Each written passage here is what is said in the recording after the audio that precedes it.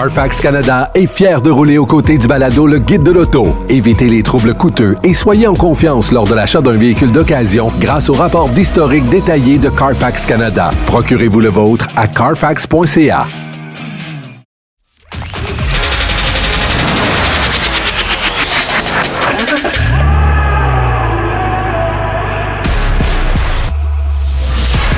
Actualité automobile. Faites le plein. Un parcours bien contrôlé. C'est le Guide de l'auto. La référence depuis 1967.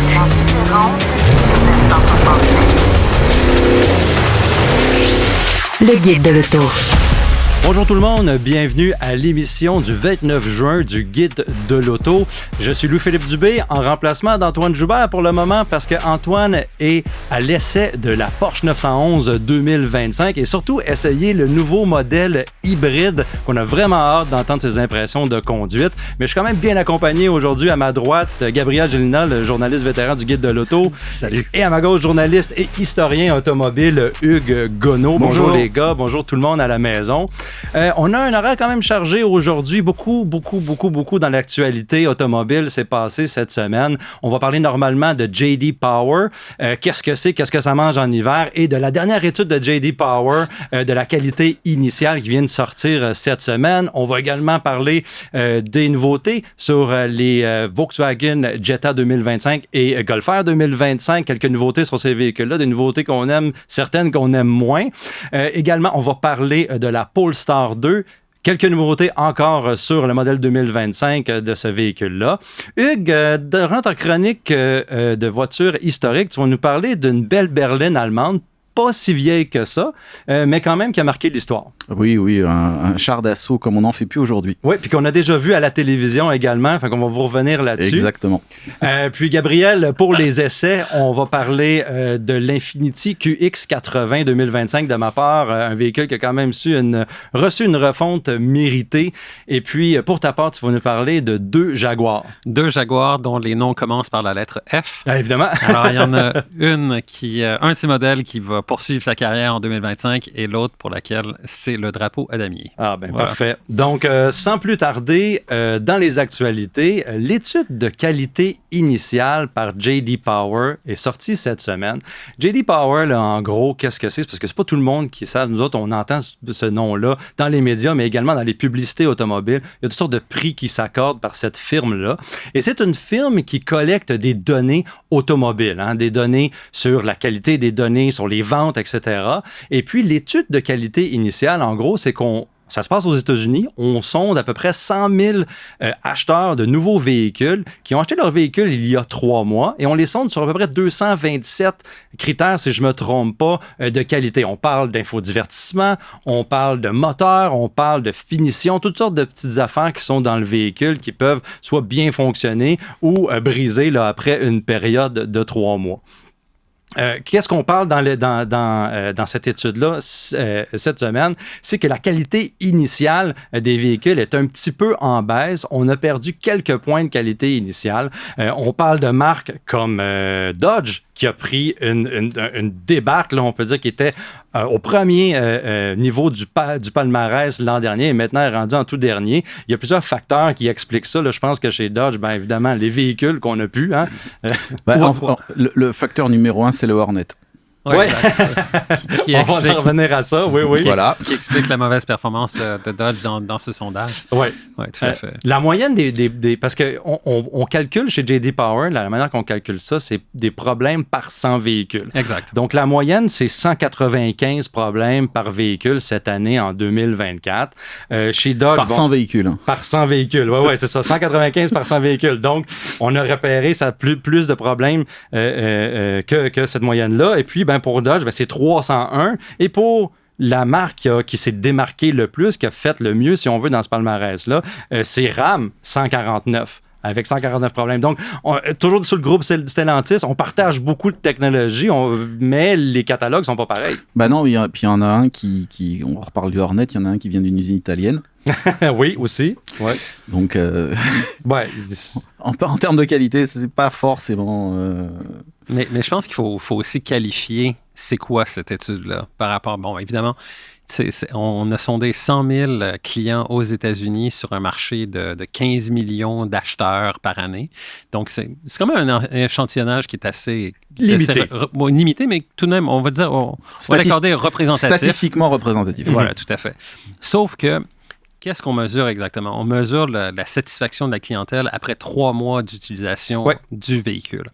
Et moi, le problème que j'ai avec cette étude-là, moi, je la trouve peut-être moins pertinente que, par exemple, l'autre étude de J.D. Power, qui est le Vehicle Dependability Study, le VDS qu'on appelle communément. Et ça après mesure, 3 ans. Exact. Ça mesure la satisfaction de la clientèle quand tu as eu le véhicule pendant 3 ans. Donc, qualité initiale, 3 mois. Exact. Et J.D. Power, fiabilité, 3 ans. Exactement. Donc, et quand on regarde justement cette étude de qualité initiale qui représente juste 3 mois d'utilisation, on se retrouve souvent avec des gens qui, vont avoir acheté un nouveau véhicule ou loué un nouveau véhicule. Et c'est pas tout le monde qui change d'auto tous les 2 ans, 3 ans, 4 ans. Il y a des gens pour qui, souvent, ils vont acheter un véhicule, vont le conserver pendant 8 ans ou même plus longtemps, et ensuite acheter un nouveau véhicule. Et là, ils font face à un nouveau véhicule qui est probablement beaucoup plus avancé sur le plan technologique. Il y a beaucoup plus de nouvelles choses ou de nouvelles fonctionnalités à apprivoiser, ce genre de choses. Et le problème aussi de cette étude-là, Initial Quality Study, c'est qu'on ne connaît pas nécessairement la nature des problèmes qui sont répertoriés par les gens. Puis des fois, c'est quelque chose d'aussi simple que ils ont de la difficulté à apparier leur téléphone. Oui. C'est même souvent ça. Exactement. C'est ce qui revient dans l'étude, dans les notes qui viennent avec cette étude-là, c'est que c'est la technologie. Oui, on parle d'appareils mobiles, mais également de tous les voyants et les systèmes qui se contrôlent par le système d'infodivertissement. Et justement, là, souvent, la faute est peut-être pas nécessairement au véhicule. Bon, on sait qu'il y a certains véhicules qui ont des systèmes qui sont un peu plus intuitifs que d'autres. Mais dans ce cas-ci, souvent, la faute peut-être revient plus au personnel chez le concessionnaire qui a mal expliqué le véhicule ou qui n'a pas fait les démonstrations ou le fameux walk-around où on explique toutes les fonctionnalités aux clients.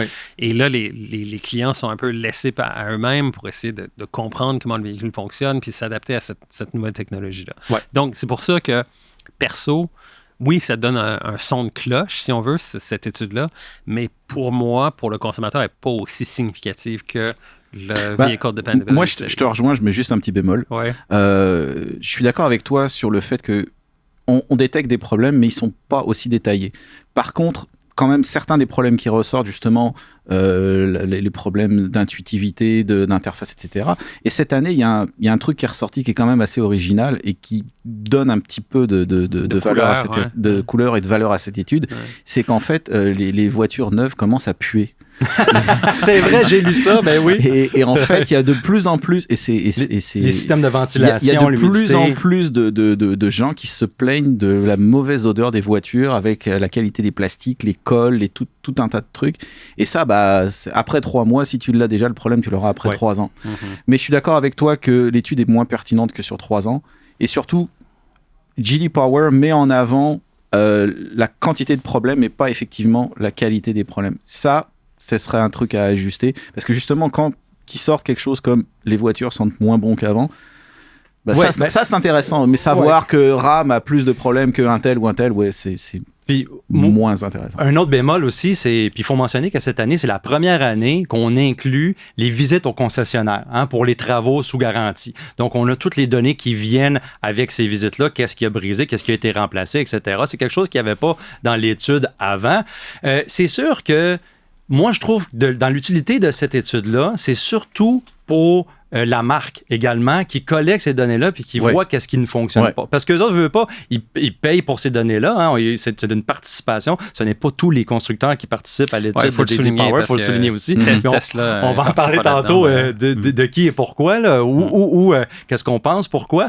Mais les marques peuvent bénéficier de ça grandement parce qu'ils ne sondent pas 100 000 personnes. Quand tu es Kia, Hyundai, tu ne vas pas sonder 100 000 propriétaires ou l'échantillonnage concordant à tes ventes de ces propriétaires-là, nécessairement, à savoir quels problèmes qu'ils ont eu. Puis je pense que les marques peuvent régler. Et maintenant, avec les mises à jour infonuagiques, over the air, peuvent, après 3 mois, dire, bon, on a reçu cette information-là et puis on peut bonifier les divers systèmes qui sont bonifiables là, avec ces mises à jour-là. Non, puis même, il y a le fait que, par exemple, la frustration des gens envers les systèmes d'infodivertissement et autres, ça date pas d'hier, là, ça fait quand même... Non. Ça revient, et tu te dis à un moment, écoutez les gars, c'est ça, vous écoutez pas, là. Et j'en reviens à ce que j'expliquais tantôt, c'est les gens qui font face à un nouveau véhicule qui n'ont pas touché un véhicule moderne ou des 8 dernières années, qui découvrent les nouvelles technologies, tout ça. Ouais, mais c'est un peu problématique. J'y crois pas, parce que maintenant, tout le monde, plus ou moins, travaille sur des ordinateurs, tout le monde a un cellulaire, tout le monde c'est quoi, du Bluetooth, du Wi-Fi, des choses comme ça. Aussi, il y a 10-15 ans, quand les premiers écrans arrivaient, on pouvait dire, maintenant, mais je veux dire ça, maintenant, tu dors avec quasiment. Donc, mais puis aussi, en contrepartie, ce nouvel acheteur-là peut devenir un véhicule qui a 15 ans, 20 ans, qui n'a même pas de système d'infodivertissement, puis peut être complètement émerveillé envers un système que, par exemple, les experts dans l'automobile s'accordent tous pour dire qu'il n'est pas bon. Donc, c'est ça. En contrepartie, ça peut être ça. Souligner dans l'étude que beaucoup de voyants, par exemple, quand je mets mon sac à dos sur le banc du passager, puis là, il me dit que la ceinture n'est pas bouclée. Des petites affaires comme ça. Les gens ne comprennent pas c'est quoi les voyants, qu'est-ce que leur véhicule essaie de leur communiquer. C'est sûr qu'après 3 mois, comme tu disais tantôt, à un moment donné, on va comprendre, c'est parce que j'ai mis mon sac, je vais mettre mon sac en arrière, puis là, c'est réglé. Donc, beaucoup de technologie, beaucoup de plaintes à propos d'Android Auto et Apple CarPlay, des gens qui ont de la misère à pairer, pour utiliser un anglicisme, leur téléphone intelligent. Puis, je veux souligner aussi une affaire. Avec les véhicules électriques, dans l'étude, on souligne qu'il y a plus de problèmes avec les véhicules électriques qu'avec les véhicules à combustion. Puis ça, on pourrait dire, oui, les véhicules électriques, ils sont souvent dans des rappels ou ne fonctionnent pas, où les gens ne comprennent pas pourquoi ils perdent de l'autonomie.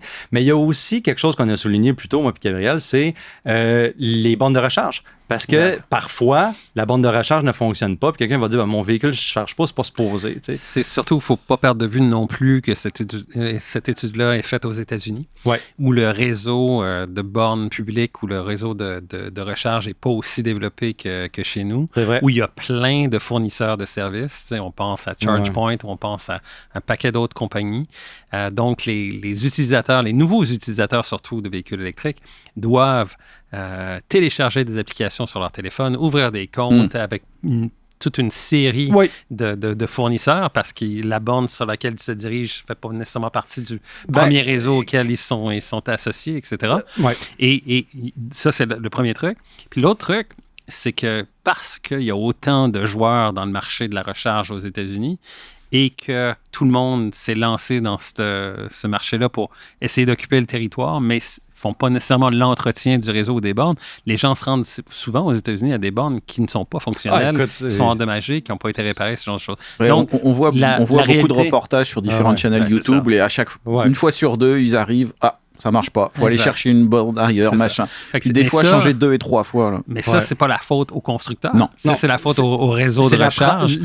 Et encore une fois, c'est pas comme ici au Québec où tu as le circuit électrique ou encore Tesla avec ses superchargers, où on sait où on s'en va, là, puis on sait que ça va fonctionner. Bon, personne n'est à l'abri d'une borne qui défectue, ce genre de choses. Mais systématiquement ou règle générale, le réseau au Québec est beaucoup plus développé, beaucoup plus fiable aussi.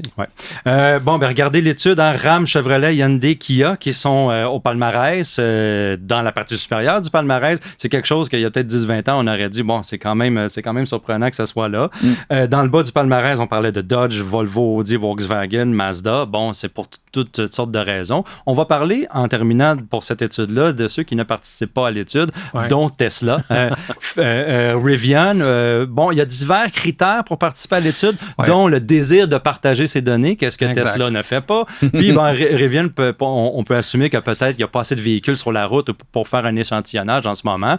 Mais du côté de Tesla, puis je trouve ça drôle qu'on ne participe pas, parce que justement, il y aurait quelque chose à gagner. Je trouve que les nouveaux acheteurs de Tesla sont tout le temps émerveillés et ne reportent pas nécessairement les problèmes avec leur véhicule immédiatement. Donc, il y aurait peut-être quelque chose à gagner dans ce palmarès-là pour Tesla les propriétaires. Fait tellement d'argent d'argent avec l'utilisation de ces données qu'il n'y a aucune chance qu'ils les partagent. Ils les jamais. partagent, exactement. Et c'est ça qui est assez fascinant du modèle d'affaires de J.D. Power, parce que finalement, ils disent aux constructeurs, donnez-nous votre liste de clients, on va en faire une sélection là-dedans, on va envoyer nos sondages, on va faire nos études, on va vous redonner c'est quoi les commentaires, c'est quoi le feedback, tout ça.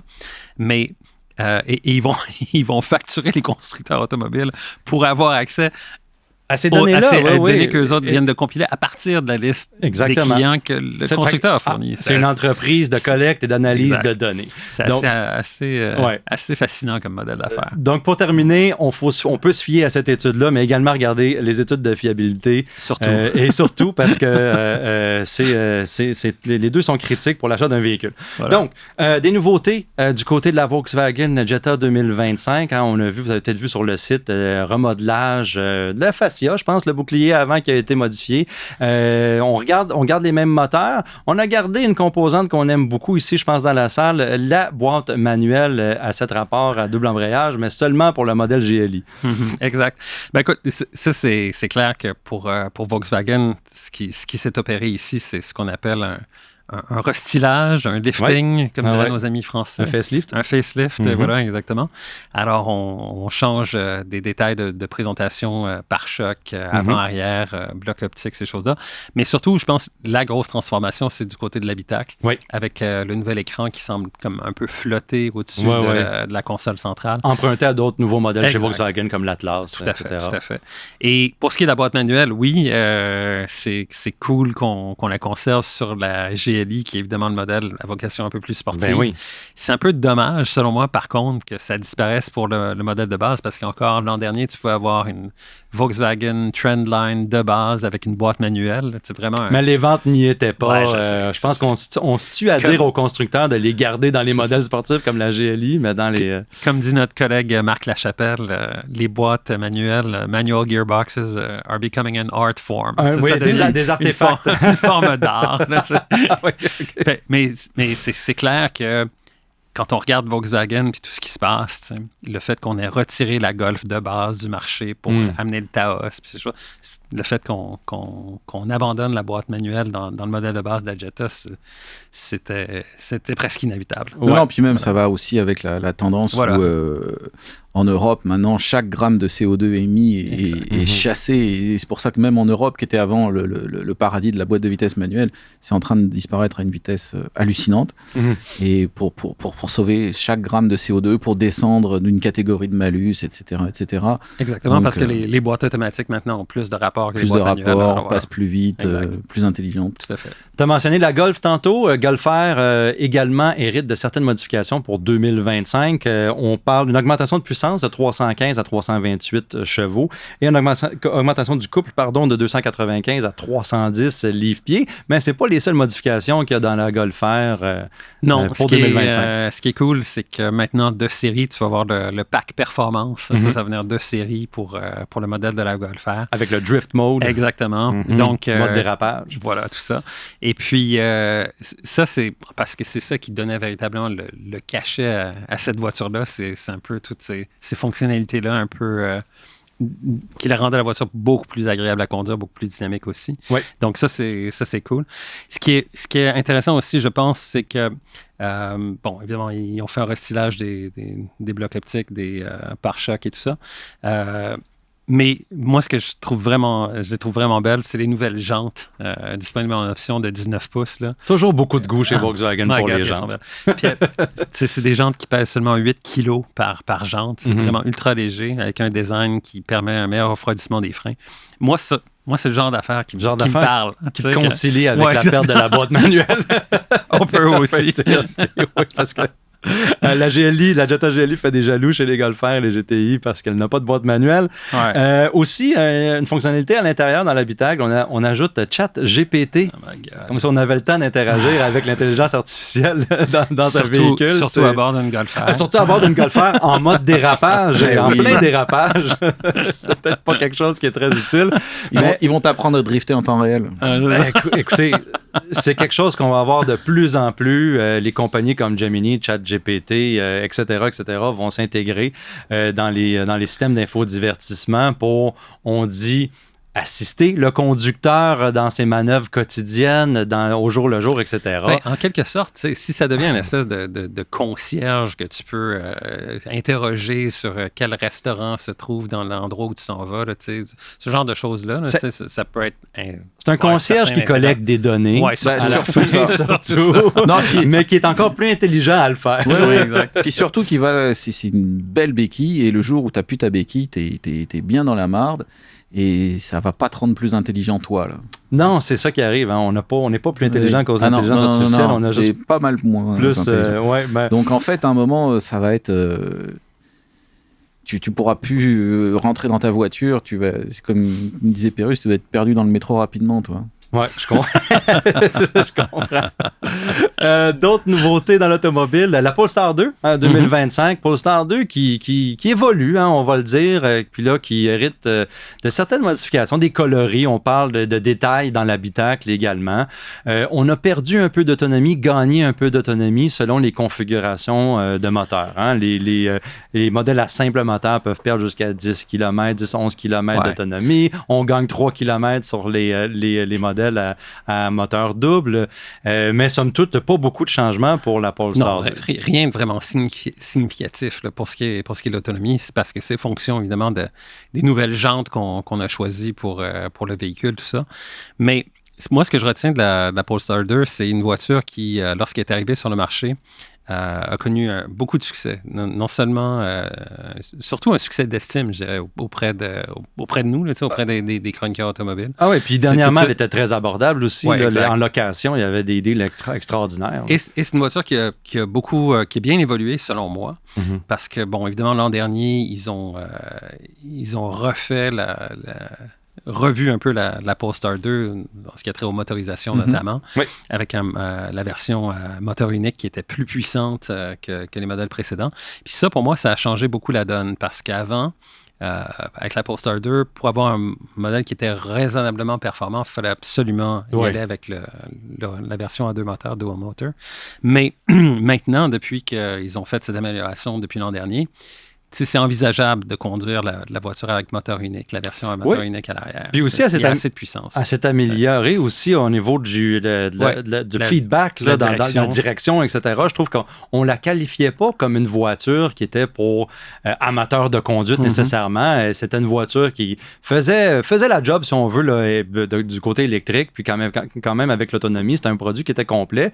Mais là, je pense que chez Polestar, on veut essayer d'aller picosser des gens qui vont acheter de la Tesla Model 3 parce qu'elle est agréable à conduire. Du côté de BMW également, qui est comme plus dispendieux, mais quand même, on va essayer de faire un produit qui est un petit peu plus axé vers les amateurs de conduite. C'est ça. Puis aussi, ils veulent faire de cette marque-là une marque de véhicule électrique de performance aussi. C'est très vrai. Et ça commence par l'interaction avec le conducteur et le châssis. Exact. Là, ouais. Et puis, personnellement, j'ai eu l'occasion de conduire le Polestar 3, puis aussi le Polestar 4.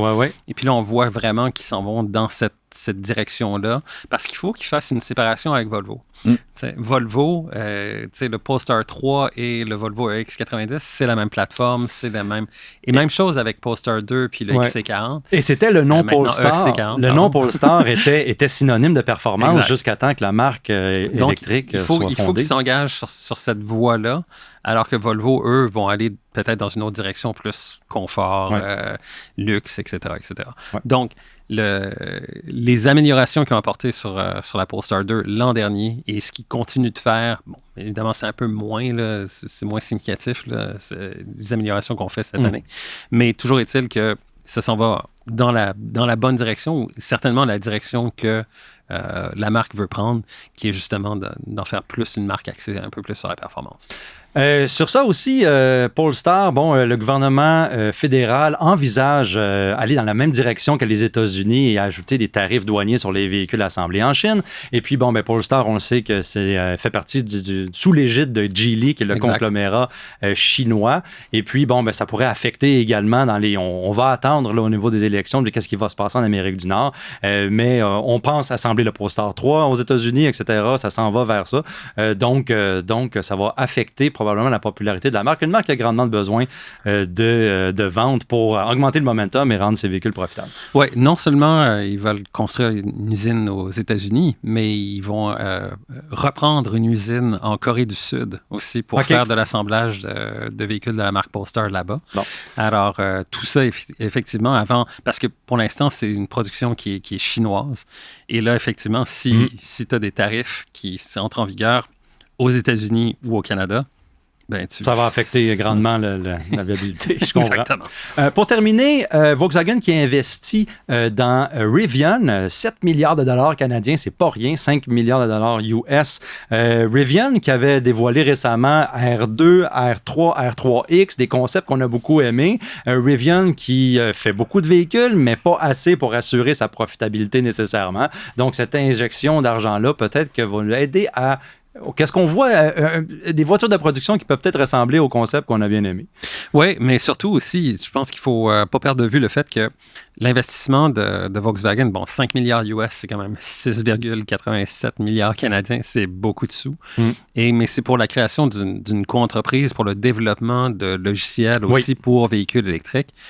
Et quand on regarde ce qui se passe avec ces deux marques-là, perso, j'ai essayé la camionnette R1T de Rivian. Et je trouve que cette marque-là, pour ce qui est justement de tout ce qui s'appelle gestion, tout ce qui s'appelle logiciel, tout ce qui s'appelle infographie, système d'infodivertissement. Ils ont réussi, là. Oui, c'est vraiment au point. Et chez Volkswagen, on ne peut pas dire autant. Exactement. C'est exactement ça. Parce que les deux marques qui sont en avance à ce niveau-là, selon moi, c'est Tesla et Rivian. Oui. Et Volkswagen, on le sait, tous les déboires qu'ils ont eu avec le Volkswagen ID4. Et c'était quoi? C'était justement ça. C'était les tout. Et quand on parle de logiciel, on parle pas juste le ID4, ils se sont fait ramasser en Europe sur toute leur gamme de véhicules électriques. Mais c'est aussi, tu sais, tous les logiciels pour la gestion de la motorisation, les flux d'énergie, ces choses-là. Ça, c'est des choses que Tesla maîtrise parfaitement, que Volkswagen clairement ne maîtrisait pas et que Rivian maîtrise aussi. Donc, c'est un peu logique de voir que le cancre, si on veut, de la classe va voir le premier de classe, un des premiers de classe pour essayer de comprendre comment ça marche. C'est très intéressant, mais en même temps, peut-être je me trompe, mais ça montre aussi qu'il commence à y avoir un petit peu de la consolidation dans le secteur, parce que c'est le mauvais élève de la classe, mais c'est celui qui a les poches les plus pleines. Exact.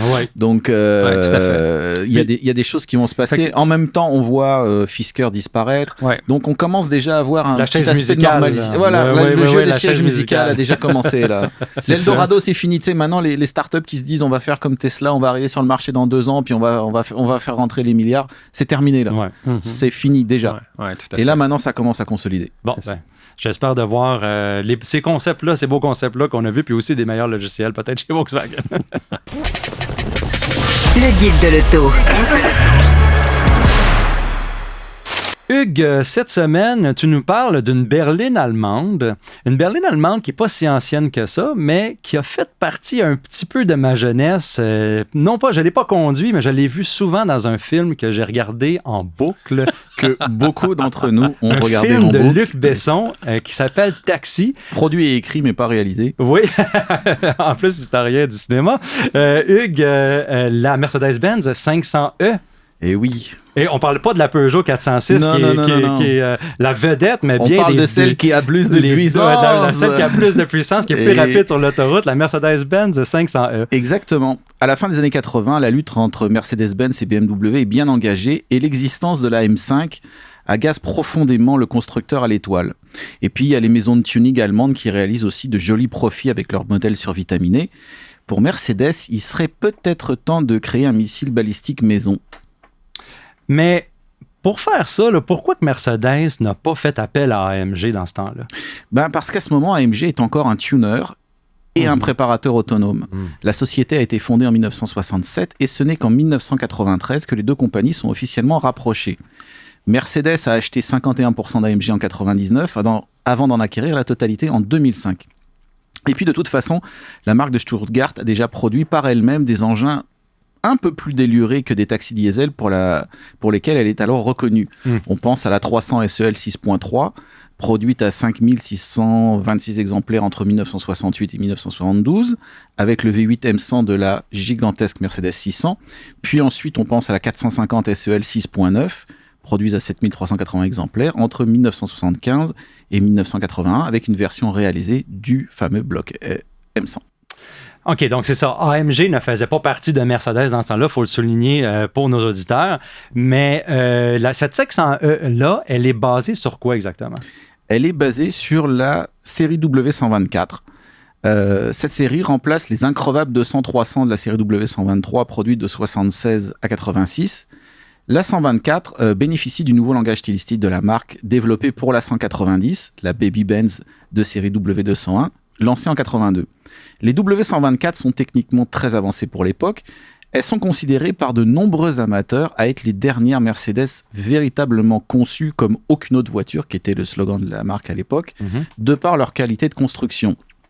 Cette génération bénéficiera de plusieurs carrosseries, berlines, familiales, coupés, cabriolets, limousines, et connaîtra un joli succès commercial avec plus de 2 500 000 exemplaires fabriqués de 1985 à 1996.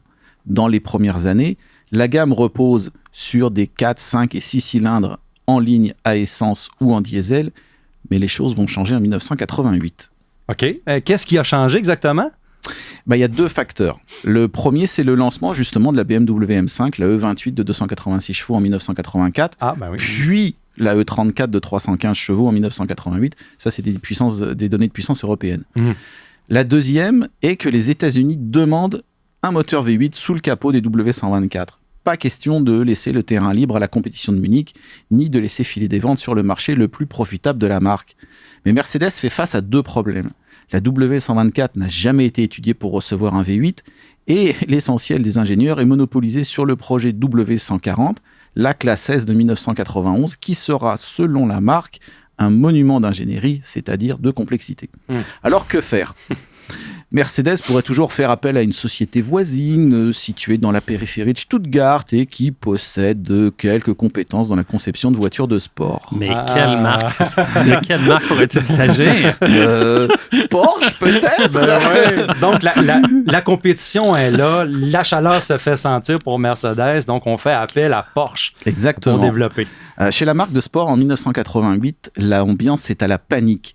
Les ventes de Porsche sont écroulées. La compagnie n'a produit que près de 26 000 exemplaires contre 48 500 en 87. Le contrat de développement des W124 à moteur V8 est une bouffée d'oxygène pour le bureau d'ingénierie de Porsche, connu pour réaliser des projets pour d'autres constructeurs. Pour Mercedes, il s'agit d'une occasion de resserrer les liens avec le fabricant de voitures de sport. La marque à l'étoile observe soigneusement ce qu'il s'y passe et envisagera même à un moment de la racheter. Il faudra attendre le lancement des Boxster en 96 pour que Porsche retrouve la santé financière. Le contrat signé entre les 2 compagnies stipule que Mercedes sera responsable du design et de l'aérodynamisme et Porsche de tout le reste.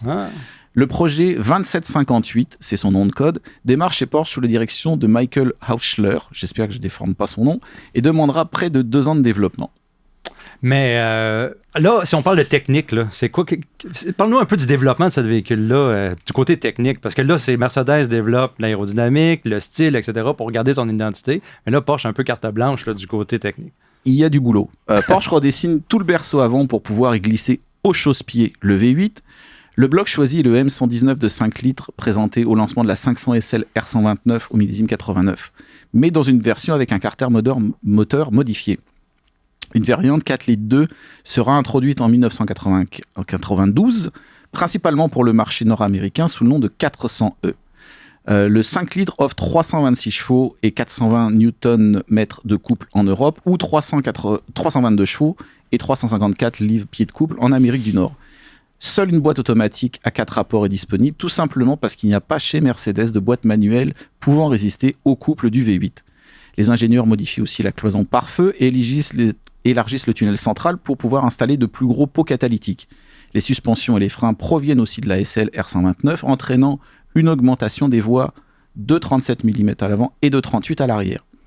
Tout cela implique des ailes plus larges de 28 mm de chaque côté et de nouveaux pare-chocs avec des anti-brouillard intégrés à l'avant. Par rapport à une 300e normale, les roues passent en 16 pouces et la hauteur de caisse est abaissée de 23 mm. Afin de gagner un peu de place et d'améliorer la répartition du poids, la batterie migre dans le coffre. À l'intérieur, peu de changements en comparaison d'une 300e, si ce n'est la présence de beaux sièges baquets Recaro que l'on retrouve aussi à l'arrière, le volumineux différentiel empêchant l'installation d'une banquette classique.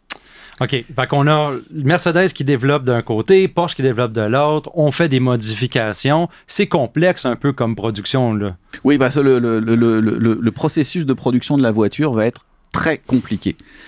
Pourquoi j'ai parlé des ailes? Parce que c'est important. À cause de ces ailes-là gonflées, Mercedes réalise que la 500e ne passe plus sur ses chaînes d'assemblage à l'usine de Sindelfingen, qui tourne déjà de toute façon à pleine capacité. Donc là encore, Porsche est bien content de récupérer le contrat de production qui va s'avérer assez compliqué. Donc on part de caisses en blanc de 300e qui partent de chez Mercedes vers l'usine Porsche de Zuffenhausen, située à une trentaine de kilomètres, dans le bâtiment Rauterbrough, où elles sont assemblées, assemblées peu de temps avant, juste la Porsche 959. Donc là, la tôlerie est modifiée, puis ensuite, les autos repartent vers Sindelfingen chez Mercedes pour être repeintes, Mercedes voulant garder le contrôle total sur la qualité de la peinture. Si c'est une 400e, l'auto reste sur place et suit la ligne de production chez Mercedes, mais si c'est une 500e, elle repart à Zuffenhausen chez Porsche, dans un autre bâtiment, pour l'assemblage mécanique final, donc mécanique, intérieur et finition. Enfin, et c'est pas fini, les 500e repartent une nouvelle fois pour Sindelfingen chez Mercedes pour le contrôle de qualité et la préparation à la livraison. Si la production d'une 300e demande 3 jours du premier pli de tôle jusqu'à la sortie de chaîne, celle d'une 500e en demande 18. Ce qui va avoir un impact majeur sur le prix de l'engin. Puis quand est-ce que c'est présenté? Quand est-ce qu'a été présentée la 500e? La 500e fait sa première apparition publique au Mondial de l'Auto de Paris en octobre 90. Les livraisons en Europe commencent quelques mois plus tard. En Amérique du Nord, l'auto arrive au millésime 92 en même temps que la 400e. Au Canada, la 300e est proposée à 67 300, la 400e à 74 500. La 500e demande quant à elle 107 500 $. C'est beaucoup, surtout quand on se souvient qu'une BMW M5 manuelle coûte à peu près 78 000 $. Mais la 500e étonne par ses performances de très haut niveau, vitesse limitée à 250 comme c'est le cas de toutes les berlines allemandes de l'époque, et un 0 à 100 en 6,1 secondes. Et elle est aussi appréciée pour son compromis confort tenue de route, même si la M5 est un peu plus joueuse, et surtout sa facilité d'utilisation au quotidien. La carrière de la 500e ne connaîtra pas grand changement. Le V8 descend à 315 chevaux pour le millésime 93 pour mieux passer les normes de pollution. Le millésime 94 bénéficie d'un léger restylage et les W124 deviennent à ce moment-là officiellement des classes E. La 500e devient donc logiquement la E500 et la 400e devient E420. La 500e reçoit des plus gros freins, courtoisie de la SL600 ainsi qu'un autoradio Alpine. Et 94, c'est la dernière année de commercialisation en Amérique du Nord. Pour l'Europe, la production perdure jusqu'en avril 95 et les 961 derniers exemplaires sont une série limitée, baptisée logiquement Limited. Mais c'est fascinant cette histoire-là parce que quand on pense à tout ça, tu sais, aujourd'hui, on sait que Porsche, c'est le constructeur automobile qui fait les plus gros profits de toute l'industrie ou à peu près. C'est un des plus rentables. Mais à cette époque-là, c'était vraiment... Ils sont passés à deux cheveux Ils sont passés très très proches. Puis, quand Mercedes pensait à un moment les racheter, ça aurait été de l'argent de poche pour eux. Exact, oui, tout à fait. Ça aurait été un bon deal. Oh oui! Une bonne affaire. Mais ça, c'est l'aspect vraiment, vraiment fascinant de ce modèle-là en particulier. Et l'autre, c'est la complexité de la fabrication. Parce que quand tu nous racontes le va-et-vient de la carrosserie de la voiture pour la peinture et tout ça. Ah ouais. J'ai eu un flash de la Cadillac Alante. On n'est pas à ce point-là. On n'est pas à ce point-là, mais... de faire déplacer par avion des carrosseries complètes. Wow. Mais on n'en est pas loin, finalement. C'est le même principe. Tu sais, quand tu te dis une voiture normale, c'est 3 jours, la 500... Ouais. 18 jours. Hallucinant. Mais là, moi, la dernière fois que j'ai vu une 500E, c'est dans le film qu'on parlait tantôt, Taxi. Ça doit être une voiture de collection là, à ce moment-ci, en 2024. Oui, absolument. Aujourd'hui, elle est vraiment recherchée par les collectionneurs qui considèrent qu'il s'agit tout simplement d'une des meilleures berlines de toute l'histoire de l'automobile. C'est pas peu dire. Il faut dire qu'en plus d'être rapide, la voiture est fiable si elle est minutieusement entretenue. La 500e aura été produite à 10 479 exemplaires, dont 1528 pour les États-Unis et seulement 45 pour le Canada. Lorsque les classes E W124 sont remplacées par les W210, les versions sportives seront à ce moment fournies par AMG, les E36, E50, E55 ou E60 selon les marchés, mais ces voitures ne laisseront pas d'impression aussi forte, peut-être parce que les W124 sont les dernières Mercedes à être conçues comme des chars d'assaut, ou peut-être parce qu'il y manque justement la petite touche Porsche. Ah, ben voilà. Ben écoutez, si vous voulez voir ça, allez voir le film Taxi. Taxi 1, très important. Pour aller voir les deux, la paire de 500E qui est largement plus rapide que la Peugeot 406. Merci Hugues. Le guide de l'auto. Parcours l'actualité automobile sans dérapage ni accrochage.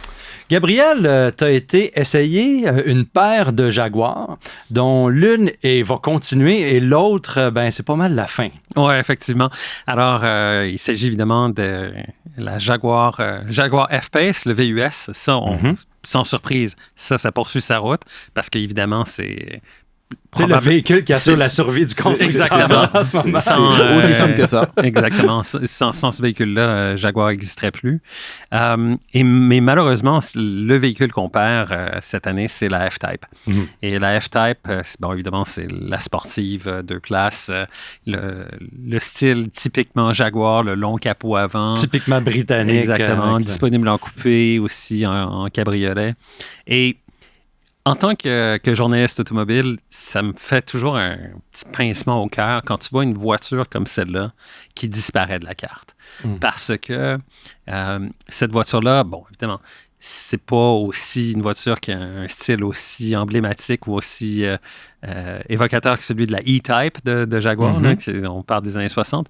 Mais la F-Type, c'était quand même une sacrée belle bagnole. Celle qui tentait un peu d'émuler la E-Type, tant bien que mal. Puis le style, lorsqu'elle a été lancée, tout de suite, ça a été un coup de foudre pour ce qui est du design. Ian Callum, qui était le designer à l'époque chez Jaguar, qui avait un coup de crayon absolument magnifique.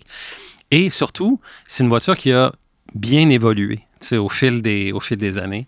Et il y a eu des versions super performantes, dont les versions SVR avec moteur de 540 chevaux, avec des moteurs qui sont très, très sonores, surtout dans le cas des cabriolets, quand tu faut enlever le toit, puis tu partais à la recherche d'un tunnel juste pour rétrograder et accélérer. Pour entendre la sonorité assez unique. Là. Et donc, c'est vraiment...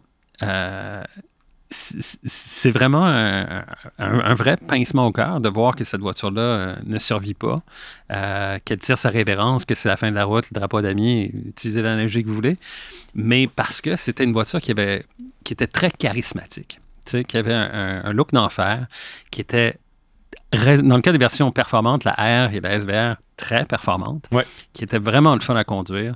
Et malheureusement, ça ne survit pas, effectivement. Mais ça, c'est le cas d'à peu près toutes les sportives. Quand on regarde maintenant, il y a vraiment certaines marques, certains modèles. Tu as dit un mot super intéressant, tu as parlé de charismatique. Quand tu regardes le reste de la gamme Jaguar aujourd'hui... il n'y a rien qui t'allume. Et ça n'a pas l'air des Jaguars. Il y a tellement un patrimoine, il y a tellement de trucs. Et j'espère, là, il commence à y avoir des photos espions des futurs modèles électriques parce qu'ils vont passer 100% électrique bientôt. Exact.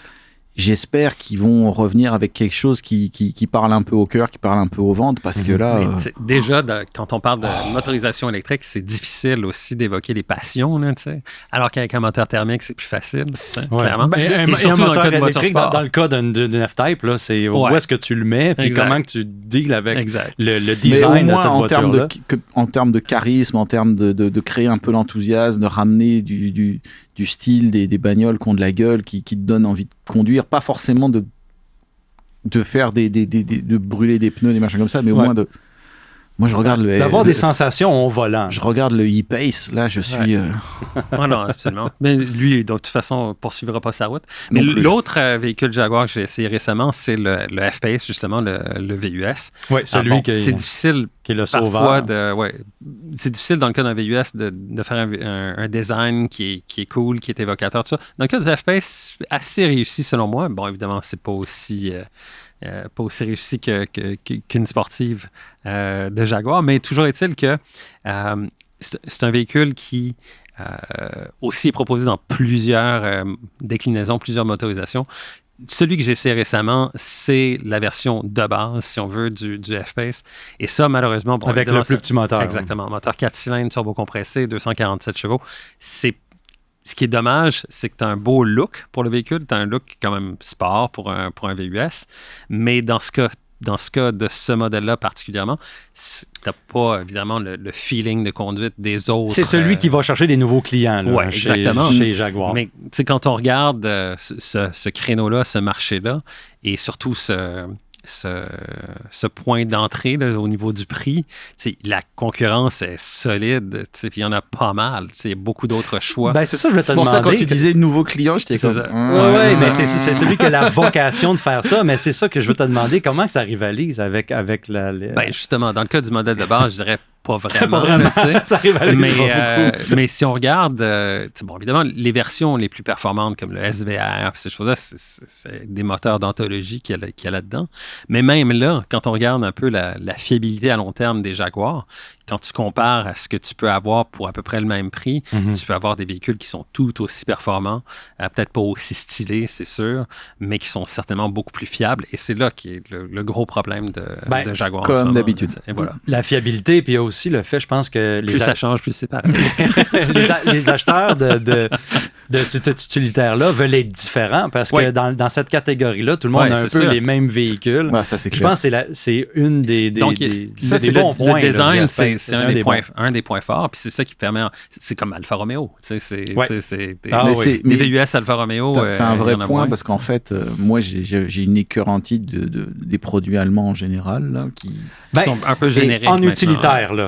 Spécialement en utilitaire. Mais justement, l'alternative Jaguar, et en fait, c'est là où ils se sont plantés. Ils n'ont pas réussi à faire quelque chose qui aurait pu le faire avec la XE. Ils se sont complètement plantés avec la XE. Ils ont essayé de...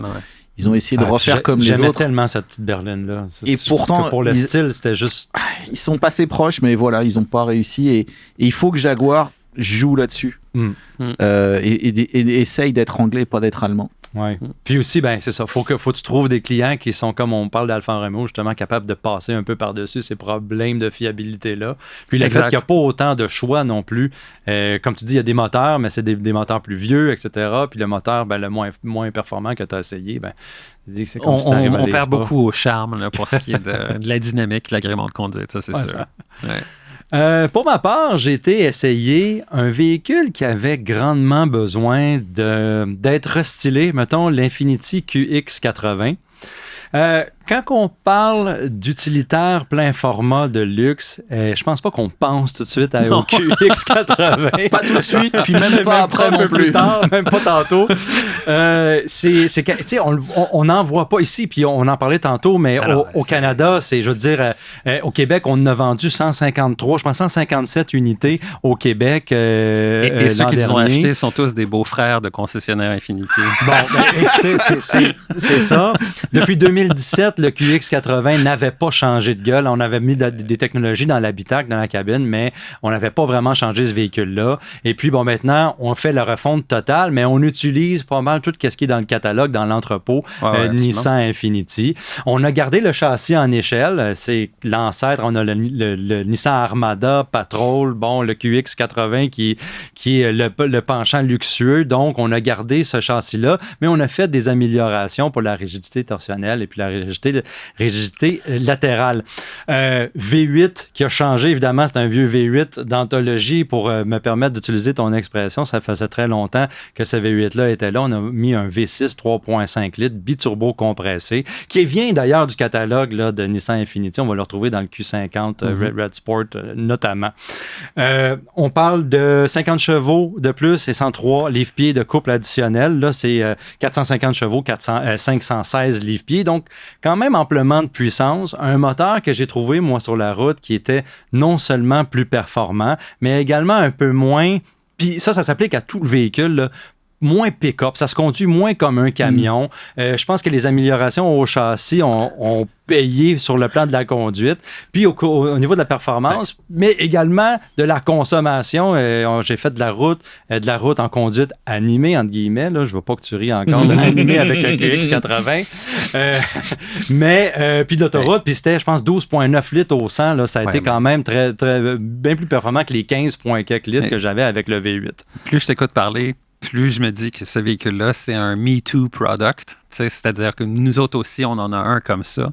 Parce que, bon, évidemment, les concessionnaires aux États-Unis réclament un VUS pleine grandeur de luxe, mais on s'entend très rapidement, là, le leader dans ce créneau-là, c'est le Cadillac Escalade. Les mœurs sont ancrées voilà, dans le segment des pleins formats de luxe avec l'Escalade s'il y a une chose que les constructeurs automobiles américains maîtrisent, c'est les camionnettes pleine grandeur. Et les VUS qui en découlent. Et donc, et justement, tu parlais de fidélisation de la clientèle, tout ça. Les gens qui ont acheté un Escalade, ça va être très dur. C'est un après l'autre, après l'autre, après l'autre. Et pour les convaincre de passer à une autre marque, bonne chance. Mais c'est que ça a beaucoup, à travers les années, les Escalades, Navigator, etc., ont changé, évolué beaucoup plus rapidement que chez Nissan. Donc, les gens ne pensent pas que cette amélioration-là est présente. Je regarde. Regarde, c'est parce que chez GM, ces véhicules-là, les camionnettes et ces VUS-là, c'est le bread and butter. C'est ça qui fait le profit de la compagnie. Ouais. Le reste, là, c'est juste pour faire rouler les usines. Le profit, il est fait là. Nissan Infiniti, le QX80, c'est un afterthought. Faut qu'on en fasse un, machin. Il faut avoir un pied dans le segment. Mais bon, parce que les concessionnaires le réclament, mais c'est tout. Mais c'est exactement, c'est pas leur, comme on dit en anglais, leur core business. C'est pas ça, là, tu sais. Puis tu as raison, les camionnettes pour les constructeurs américains, c'est ça, c'est le nerf de la guerre.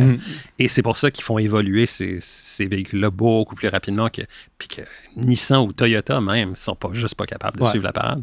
Les améliorations, il faut les rendre quand même, par exemple, ce véhicule-là. Améliorations qui vont être apportées à l'Armada, inévitablement. C'est pas annoncé officiellement, mais les deux véhicules vont rester dans leurs créneaux respectifs. On adopte une stratégie de prix qui est plus agressive également, à 104 995 $ pour le modèle de base. Donc, on est au-dessus de la barre des 100 000, mais pour un Escalade, on va compter 20 000 $ de plus facilement pour un modèle de base. Et ça va jusqu'à 124 995 $ pour le modèle autographe que j'ai essayé, qui vient d'ailleurs avec des équipements qui sont empruntés un peu de chez GM, comme par exemple le ProPilot 2.1, je pense qu'il l'appelle, qui est le Super Cruise chez Nissan Infiniti. On y va avec le même principe, des cartes GPS, LiDAR, etc.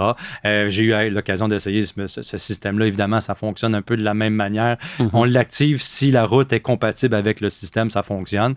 Des caméras à l'intérieur, évidemment, qui pointent à l'extérieur pour voir qu'est-ce qui se passe devant l'immense capot du QX80. Ça peut être diffusé sur les deux écrans, dont le bloc d'instruments. On y va, là, la gomme, pour être capable de mettre le plus de technologie, parce qu'on va se le dire que dans ce segment-là, c'est ça que les gens recherchent. Par contre, c'est sûr que l'an prochain, du côté du Navigator, l'an prochain, du côté de l'Escalade, on va avoir quelque chose de mieux, on va avoir des nouveaux équipements. Puis c'est ça qui c'est difficile de rester à l'affût dans ce segment-là. Donc, c'est tout pour nous aujourd'hui à l'émission du Guide de l'Auto. Merci d'avoir été parmi nous. Et pour toutes les nouvelles, tous nos essais également, tout ce qu'on a essayé, les détails, les spécifications, vous pouvez visiter le guideautoweb.com. Merci. Bonne semaine à tous. Bonne semaine. Salut. Tous les épisodes du Guide de l'Auto sont disponibles en podcast sur l'application et le site cube.ca.